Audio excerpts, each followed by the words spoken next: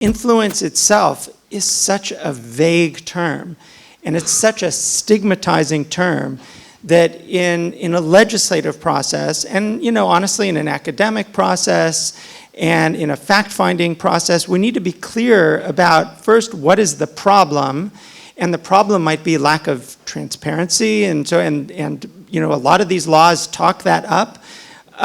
But we have to be clear about what we're talking about. So to give an example, the Georgian law, which it's fresh, it talks about foreign influence as existing where an NGO or a media outlet receives 20% of its funding from foreign sources.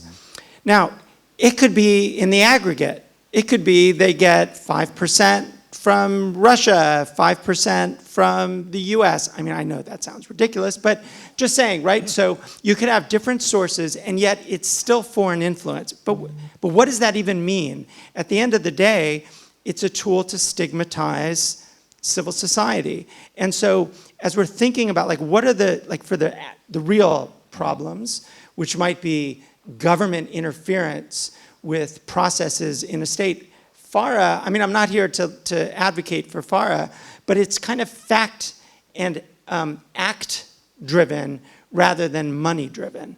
And I think that's the more, again, not to say FARA's the model, but that's the more appropriate, I think, the more appropriate way to think about things. Like, what is the actor actually doing, and what are the things that we think constitute influence?